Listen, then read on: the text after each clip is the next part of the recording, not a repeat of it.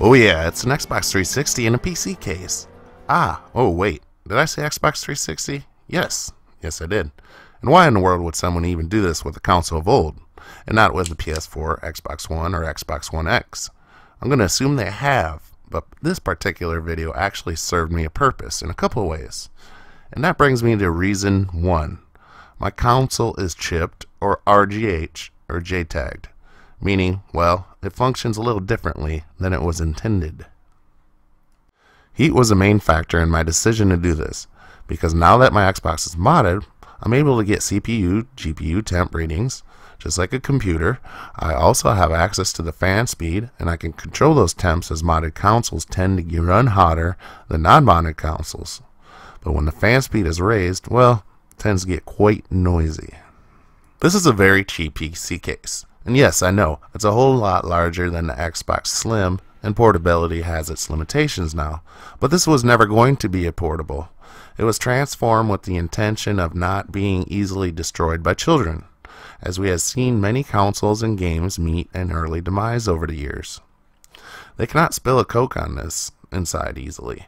Their games will not require a disc to play once they are loaded. Any USB device has full access to storage. It doesn't matter who is signed in to play.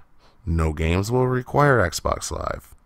Games can be modded by injecting files, so forth and so on.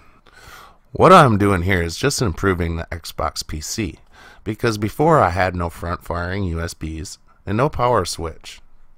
I wired the ATX power supply to turn on when plugged in, so I'm adding a switch to keep it plugged up when not in use. If you didn't see my first video how I made this, I will leave a link in the description.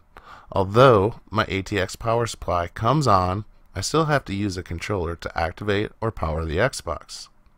Yes, I could have used the original Xbox power supply easily enough. However, I wanted more power if I decide to add another console inside, an LCD screen, lights, or whatever. Now the fun stuff. What's inside this modded Xbox 360? A whole plethora of fun, customizable skins, box art, all those games that you paid tons of money for will never get scratched. Why? Because again, no disc is needed to play. No subscriptions, no updates are necessary unless you put them in there. Emulators, ROMs, OG Xbox games. Yeah, this stuff is still really fun. Gotta be honest, even in today's standards, gameplay on the old Xbox 360 really isn't that bad. And hell, who don't like taking a whack at some zombies? I know I do.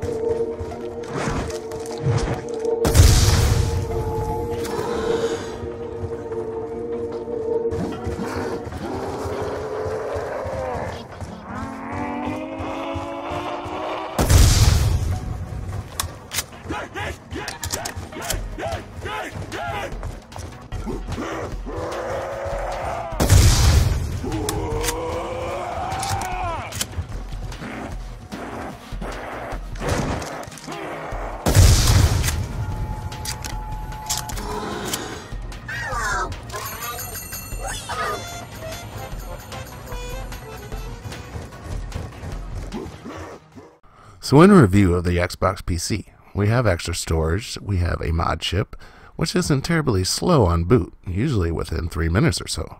A quiet Xbox 360 that stays nice and cool, and all our games are safe from scratches. And that annoying noise of discs spinning at the speed of light, well, that no longer applies here. Unless you want to, that is.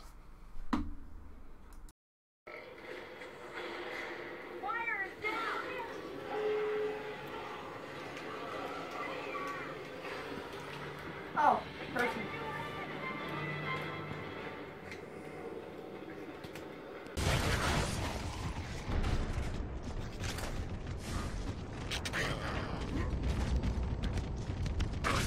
I'm hit. Okay, this about concludes this video, and it was for educational purposes only.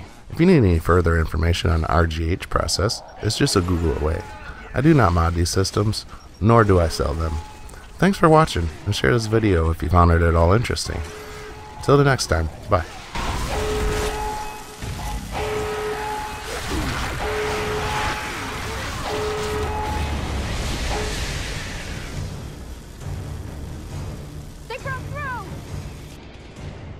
hard point is ours.